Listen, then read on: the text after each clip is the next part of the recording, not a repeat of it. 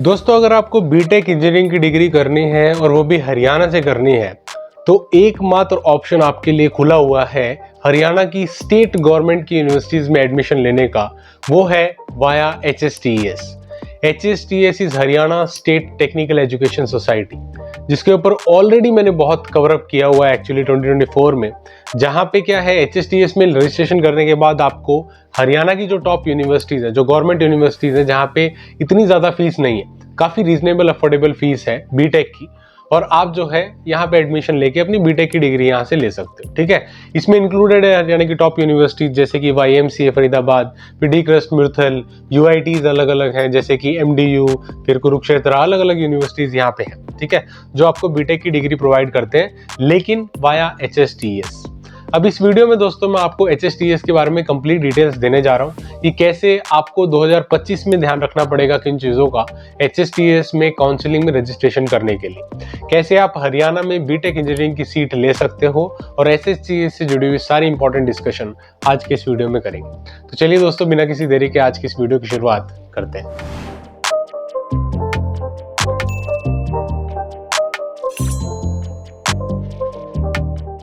दोस्तों, official website है Haryana state technical education society, जिसे HSTES कहा जाता है शॉर्ट फॉर्म में।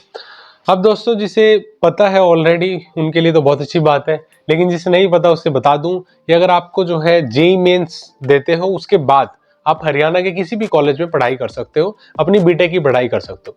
अब क्या है, हर एक अलग अलग स्टेट की अलग अलग काउंसलिंग ऑथोरिटीज है। ये JEE मेंस के माध्यम से तो आपको NITs मिलती हैं, IITs मिलती हैं, GFTIs मिलती हैं, या और जितने भी इंस्टीट्यूशंस हैं जो उनके पैनल में वो मिलते हैं। लेकिन जो जैसे हरियाणा की कुछ स्टेट गवर्नमेंट की यूनिवर्सिटीज हैं, वहां पे एडमिशन आपको मिलता है HSTES के थ्रू। और HSTES आपको हरियाणा में जितनी भी यूनिवर्सिटी जैसे YMCA, जैसे मैं बता ही रहा था आपको, डी क्रस्ट या फिर UIT या मौलाना, कितनी भी अलग अलग यूनिवर्सिटीज हैं हरियाणा में, वहां पे आपको एडमिशन HSTES ही देता है। अब होता क्या है, पहले पूरा प्रोसेस आपको समझा देता हूं मैं। आपको पहले JEE मेंस का पेपर देना होता है। एक अच्छी खासी JEE मेंस की रैंक आ जाती है तो क्या होगा, जून जुलाई में जब एडमिशन का प्रोसेस स्टार्ट होगा, तब आपको HSTES के पोर्टल पे, यानी इनका जो ये पोर्टल है, इसके ऊपर अलग से यहाँ पे अप्लाई नाउ का ऑप्शन है, आपको अलग से यहाँ पे अप्लाई करना पड़ेगा, रजिस्ट्रेशन करनी पड़ेगी। ठीक है, अलग से जब आप रजिस्ट्रेशन करते हो, इसमें अप्लाई करते हो, तब आप इनकी काउंसलिंग में बैठ सकते हो। तो आपको क्या है, बेसिकली समझने की कोशिश करो, अगर हरियाणा के किसी भी government college including YMCA Faridabad में से बीटेक करनी है तो आपको HSTES में रजिस्ट्रेशन करना पड़ेगा, जो जून जुलाई में होगा। जैसे आप रजिस्ट्रेशन करते हो, उसके बाद बेसिक डिटेल भरते हो, उसके बाद आपको क्या करना पड़ेगा, रजिस्ट्रेशन कंप्लीट होने के बाद आपको चॉइस फिलिंग करना पड़ेगा, कौन से कॉलेज की कौन सी ब्रांच मेरे को चाहिए। जैसे कि आप जोशा की अलग अलग काउंसलिंग में करते हो, वही सेम काम आपको यहाँ पे भी करना होता है। ठीक है, ये बेसिक सी चीजें हो जाती हैं। इसके बाद क्या है, जब ये सारा प्रोसीजर आप कर लेते हो, आपको क्या होता है, ये HSTES सीट अलोकेट करते हैं according to your JEE mains rank. जैसी भी आपकी JEE मेंस की रैंक आएगी, अपने प्रेफरेंसेस के हिसाब से ये लोग सीट अलोकेट करना स्टार्ट करते हैं। अभी HSTES 2 राउंड कंडक्ट करता है, ऑनलाइन 2 राउंड कंडक्ट करता है सीट काउंसलिंग का। और इन 2 राउंड सीट काउंसलिंग से पहले हरियाणा की कोई भी यूनिवर्सिटी या कोई भी कॉलेज आपको सीट अलोकेट नहीं कर सकता। Seat allocation in Haryana state government universities will only happen via HSTES first। सबसे पहले HSTES पहले राउंड में, फिर दूसरे राउंड में सीट अलोकेट करेगी। उस समय तक कोई भी हरियाणा की यूनिवर्सिटी आपको सीट नहीं दे सकती किसी और माध्यम से।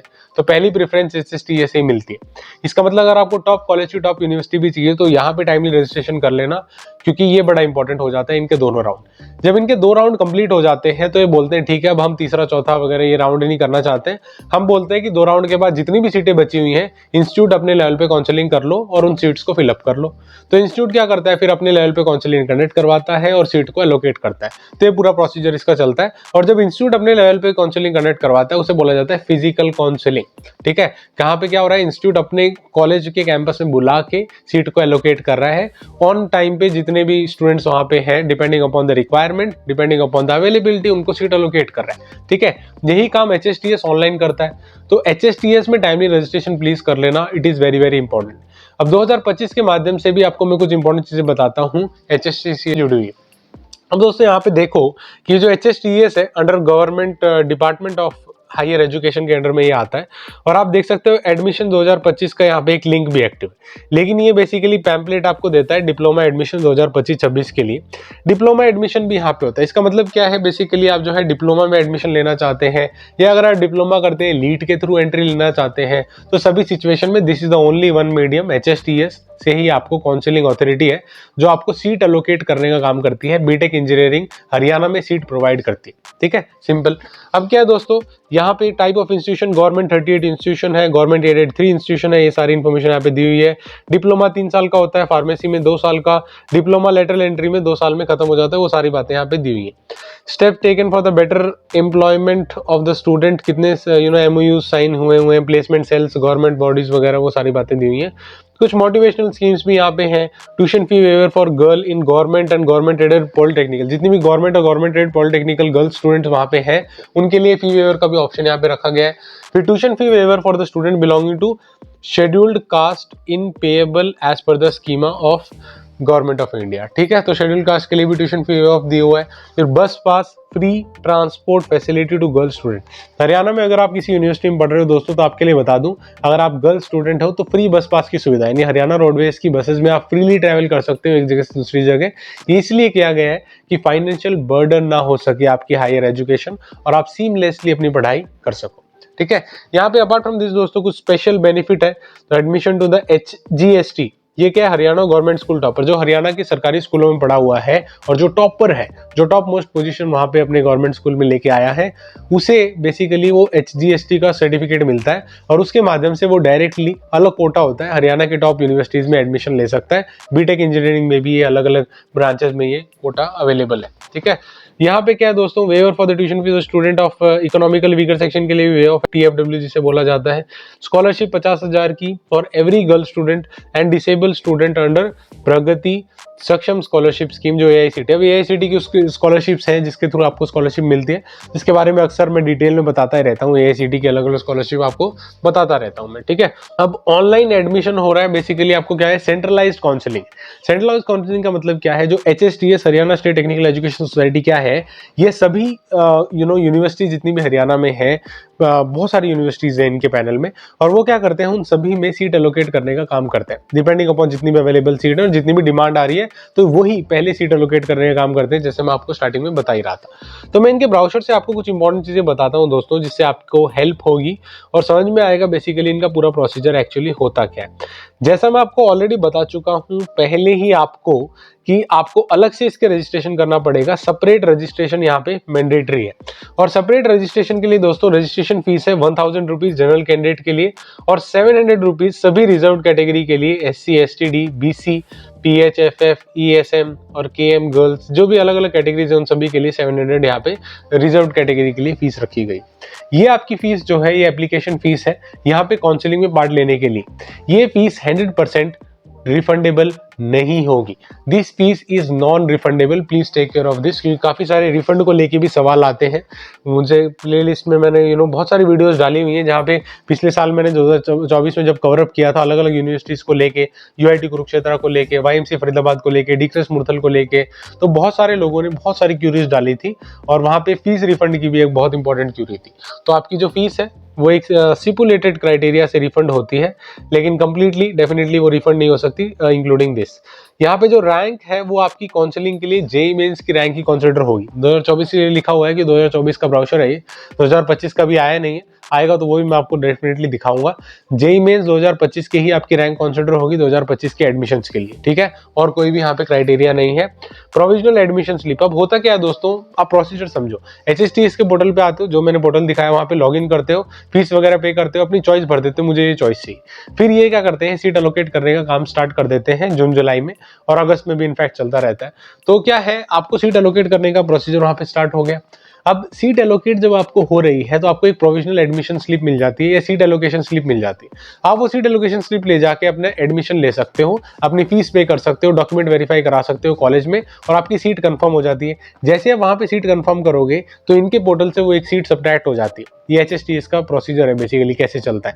और फिर ये सारा रिफ्रेश होने के बाद फिर से सेकंड राउंड ऑफ काउंसलिंग चलेगा और सेम प्रोसीजर होगा। तो ये 2 बार प्रोसीजर होता है, 2 काउंसलिंग राउंड से लोग कंडक्ट करते हैं HSTS काउंसलिंग की, जहां तक बात है। ठीक है, यहाँ पे दोस्तों साफ साफ लिखा हुआ है। दो काउंसलिंग क्या कंडक्ट करते हैं उसकी बेसिक डिटेल्स भी आपको समझा देता हूं मैं, क्या बेसिक फर्क है उन दोनों में।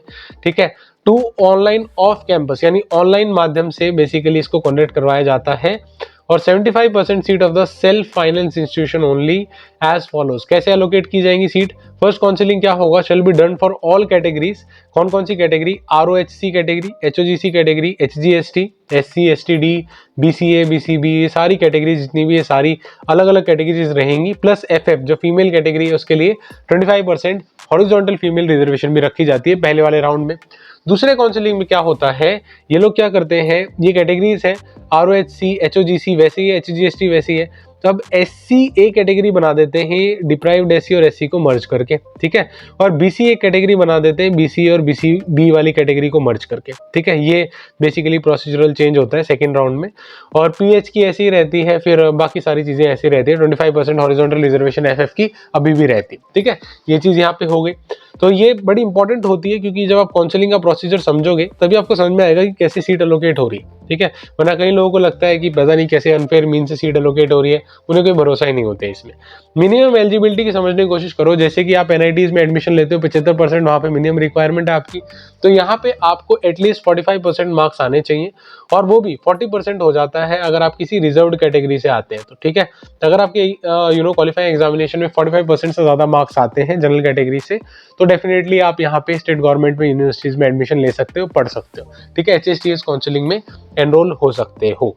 ठीक है, ये बेसिक अगर समझ में आ जाता है तो और चलते हैं। अब दोस्तों यहाँ पे मैंने पहले आपको बताया, हाईलाइट किया मैंने HGST क्या है? Basically Haryana government school topper है। ठीक है, हर एक ब्रांच में, हर एक जो भी कॉलेज अलग अलग इंटेक्स लेता है इंजीनियरिंग डिसिप्लिन में, वहां पे इस अलग कैटेगरी को रखा गया है, जहां पे minimum of 5 student on the roll of science stream रखा गया है, जहां पे एक्चुअली कुछ सीट एलोकेट की जाती। ठीक है, और क्या है, सेकंड डिवीजन 50% मार्क्स एग्रीगेट यहाँ पे होने जरूरी है, और all India rank JEE mains out of the 2024 east offer. ठीक है, तो ये 2024 की बात है, 2025 में 25 का JEE मेंस ही कंसिडर होगा ऑब्वियसली। कहने का मतलब ये है कि अगर आप गवर्नमेंट स्कूल टॉपर हो, हरियाणा के गवर्नमेंट स्कूल से पढ़े हुए हो, तो आपको अलग कोटा मिलता है, अलग बेनिफिट मिलता है, वो बेनिफिट आप डेफिनेटली यहाँ पे उठा सकते हो। ठीक है, और क्या दूसरी चीजें हैं और देखते हैं, क्योंकि आपके मन में ये भी सवाल आ रहा होगा कि कैसी कैटेगरीज हैं, कौन कौन सी अलग अलग कैटेगरीज हैं, तो वो कैटेगरीज भी समझने की यहाँ पे ट्राई करते हैं, ताकि क्लियर कट आपको आइडिया लग जाएगी कौन कौन से डिस्ट्रीब्यूशन ऑफ सीट्स यहाँ पे हो रही। तो दोस्तों डिस्ट्रीब्यूशन ऑफ सीट का यहाँ पे प्रोसीजर देखो, जितने भी गवर्नमेंट और सेल्फ फाइनेंसिंग इंस्टीट्यूशन है वहां पे सीट कैसे एलोकेट होगी। एक कैटेगरी बोली जाती है ROHC होता है रेस्ट ऑफ हरियाणा, यानी हरियाणा के अलावा, ऑल इंडिया से जितने भी कैंडिडेट है, हरियाणा के अलावा जितने भी कैंडिडेट हैं, उनके लिए 15% ऑफ द सैंक्शनड इनटेक रखा गया है। यानी जितने भी आपके इनटेक सैंक्शन हुए हैं उसमें से 15% तो उनके लिए रिजर्व किया हुआ है, और जो बचे हुए 85% है वो हरियाणा के बच्चों के लिए रखा गया। उस बचे हुए 85% में से क्या होता है, आपको ये समझ में आ गया कि ऑल इंडिया कैटेगरी से बेसिकली ओके, ये BR के लिए दिया हुआ है, बीटेक की मैंने ऑलरेडी बता दिया, 15% सैंक्शन सीट ROHC के फॉर्मेट से आ रही।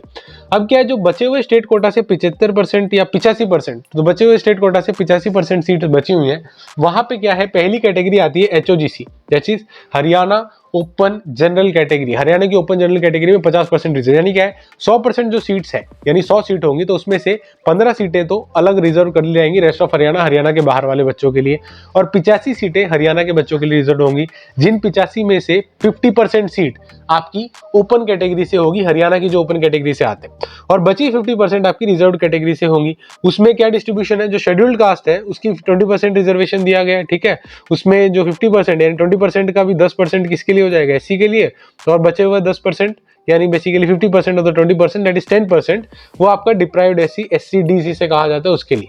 BCA के लिए 16% यहाँ पे स्टेट कोटा में से, और BCB के लिए 11%, PH के लिए 3%। ये अलग अलग परसेंटेज ऑफ सीट डिस्ट्रीब्यूशन है बेसिकली हरियाणा में जो पढ़ाई कर रहा है उन सभी कैंडिडेट्स के लिए अलग अलग डिस्ट्रीब्यूशन रखा गया है, अपार्ट फ्रॉम जनरल। बचे हुए जो 50% है वो जनरल के लिए यहाँ पे एलोकेट किया जाता है। ठीक है, ये सारा प्रोसीजर हो जाता है यहाँ पे। और 2 काउंसलिंग होने के बाद कोई भी ऑनलाइन काउंसलिंग नहीं होगी, किसी भी फेक मीन्स में मत पढ़ना, क्योंकि और किसी भी तरीके से आपको एडमिशन नहीं मिलेगा, आपको डायरेक्टली इंस्टीट्यूट लेवल काउंसलिंग पे ही एडमिशन मिलेगा। ठीक है, वो बात यहाँ पे क्लियर हो जाती है। तो अब आगे चलते हैं, रिफंड ऑफ द फीस समझ लो दोस्तों, रजिस्ट्रेशन फीस जो 1000 रुपए है या 700 रुपए जो मैंने आपको पहले बताई थी, वो नॉन रिफंडेबल है, वो आपको नहीं मिलेगी, वो बात बहुत क्लियर है। अपार्ट फ्रॉम दिस, अगर क्या है आप जो है फीस अपना कब आपको रिफंड मिलता है, अगर जो है कोर्स को स्टार्ट होने से पहले, कोर्स के कमेंसमेंट से पहले अगर आप अपना सीट विड्रॉ कर लेते हो तो सिचुएशन में 1000 रुपये मैक्सिमम कट सकता है इंस्टीट्यूशन, और उसके अलावा बाकी सारी चीजें आपको वापस मिल जाएंगी including the school leaving certificate, वो भी ओरिजिनल फॉर्मेट में आपको वापस करना कंपलसरी है इंस्टीट्यूशन को। ठीक है, ये चीज यहाँ पे इंपॉर्टेंट हो जाती है, वो नहीं रख सकता उन डॉक्यूमेंट्स को, और जो है कुछ बेसिक डिटेल और फिर सर्टिफिकेशंस आ जाते हैं। सो ये सी कंप्लीट प्रोसीजर दोस्तों आपका Haryana state technical education society. इसमें रजिस्ट्रेशन प्लीज करिए, अगर हरियाणा कैंडिडेट है तो देखो 85% आपकी रिजर्वेशन है।